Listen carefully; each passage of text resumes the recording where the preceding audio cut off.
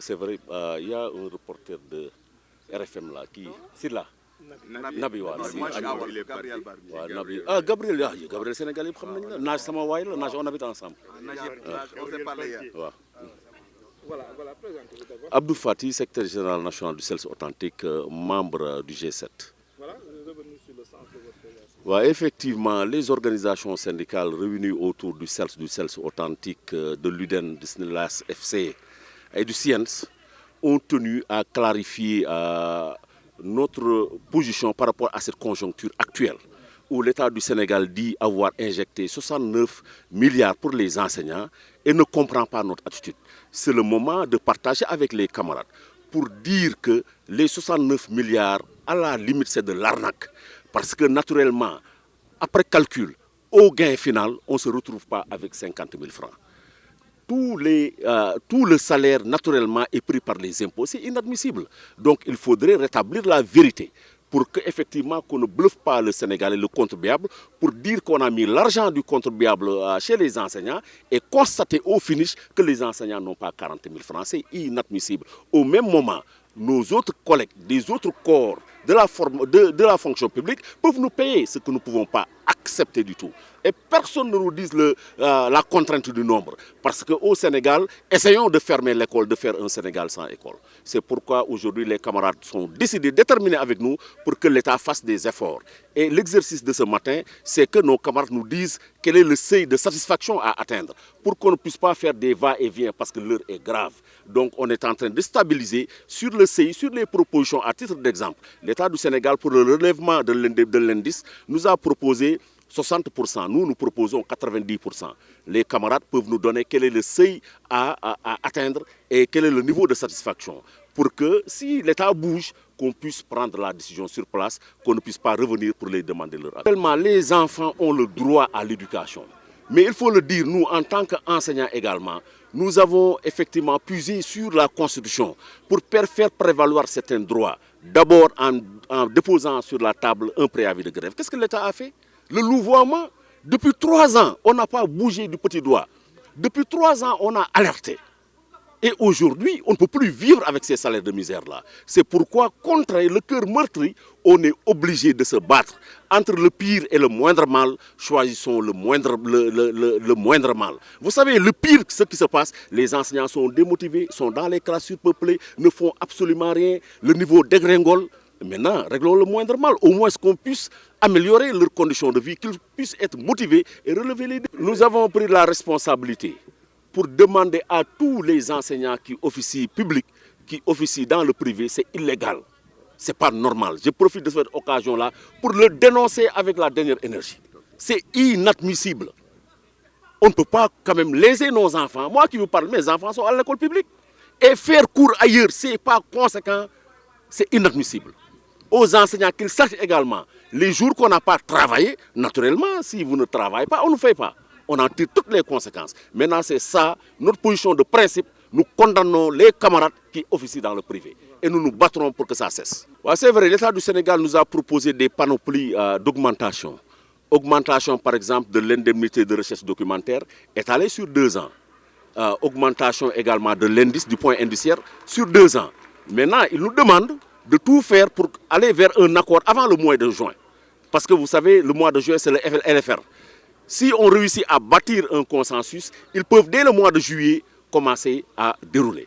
Maintenant, la balle est peut-être dans notre camp pour qu'on puisse se décider. Si on trouve un consensus, on va discuter sur l'étalement. L'étalement, ils disent qu'ils sont prêts dès le mois de juillet qu'ils puissent commencer à dérouler la première tranche. C'est un constat, on ne peut pas le nier. Des camarades du moyen secondaire ont leur raison, sont partis en grève. Nous, au niveau des corps des inspecteurs des autres organisations syndicales, nous sommes allés ensemble, tout simplement pour une question de cohérence. Parce qu'il fallait qu'on s'entende sur le contenu que nous mettons dans le système de rémunération.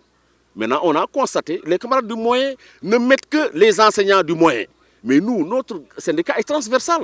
On était obligés quand même de prendre tout ça dans sa diversité, nos camarades, avant de le poser sur la table du gouvernement. Et hier, ensemble, on a déposé donc les propositions de l'ensemble des organisations que vient de citer, avec toute leur diversité, des inspecteurs d'académie aux enseignants de préscolaire sur la table du gouvernement, et nous on attend leur contre-proposition. Et dire également, à la vérité, que le gouvernement du Sénégal nous a fait des propositions, on a relevé beaucoup d'incohérences, on a relevé beaucoup de limites.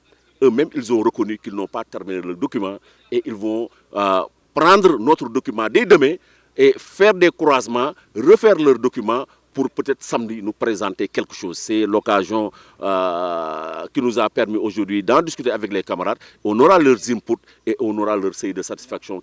Quelle incohérence, par exemple, quand on voit un censeur qui a une indemnité supérieure à un principal. C'est une incohérence. Parce qu'un principal, non seulement il a les tâches administratives, il a des tâches financières et pédagogiques. Un censeur n'a que les tâches pédagogiques. Donc là, il y a incohérence, naturellement. Également, dysfonctionnement, parce que les propositions qu'on nous a données, on a fait des simulations sur le bulletin de salaire d'un enseignant de classe exceptionnelle qui a fait 20 ans de service. Un enseignant qui a fait 20 ans de service, qui se retrouve avec une augmentation de 30 000, imaginez l'enseignant qui a fait 2 ans de service. Il va se retrouver avec une augmentation de 4 000 francs imposée en plus. Donc par conséquent, il fallait effectivement qu'ils aillent policer leurs documents pour que naturellement le samedi qu'on se rencontre de manière concrète, qu'on défiscalise et qu'on rehausse certaines indemnités. Et je pense qu'on trouve... Abdou Fati, secrétaire général national CELS authentique, nga di wax rek ñun tay syndicat yi nga xamni moy CIENS syndicat inspecteurs yi UDEN CELS authentique ak SNELAS FC bu arabophone ñoo woo tey sunuy camarades wax leen lan moo tax ñu tardé dem grève ak lan moo tax ànduñoo ak ñeneen ñi ak lan moo tax jubóo ñoo gouvernement bi li tax ñu tardé dem grève ñun dafa fekk rek balaa ngay dem grève war nga xam looy dem grève dégg coow li xam lu waral coow li gën li waral coow li mooy système de rémunération corps des administrateurs lan la ñuy def ci biir bañ ko waxtaan ak sunu yeneen camarades ñaari camarades yi ñoom li ñu gis mooy ay professeurs la ñu gis ñun nag dañu am lu ñu naan regard holistique ñëpp la ñu gis mooy ki nekk préscolaire ba ki nekk inspecteur d'académie ñu jël leen yëpp en charge bañ ko defee ñu mu nekk liggéey bu rafet gouvernement bi wooñu ñun dañu génnee sunu document teg ko ci table bi gouvernement bi nag defal ñu ay proposition nañu de seen point indiciaire depuis 11 ans kenn yokk ko naa ko yokk 5% ñu ne ko dafa tuuti seen indemnité d'enseignement naa ko yokk de 10% ñu ne ko dafa tuuti ñun 80% la ñu bëgg seen IRD naa si yokk 25000 ba pare def ko 12000 ñu ne ko waaw 12000 ñaari at wax dëgg yàlla waaw loolu tuuti na ñun lii la ñu proposé ba pare leen nag am na ñoo leen fàtte ba pare ne leen seen document bi tamit dafa am yoo xam ni méngoowul waaw gouvernement bi nag avoué ñu ni waaw wax ngeen dëgg am na yoo xam ne méngoowul léegi ñun dañuy dem liggéey ko yéen tamit ngeen indi seen document jox ñu ko ñu xool samedi daje suñu dajee xëy na ñu daje waaw ñun nag wax nañ leen ñoom nañu bàyyi xel impôts yi nañu bàyyi xel ñu relever yenn yi sinon ñun ba ñu defee simulation ak 69 milliards yi ñuy wax yëpp enseignant bu nekk amu si fukki junni.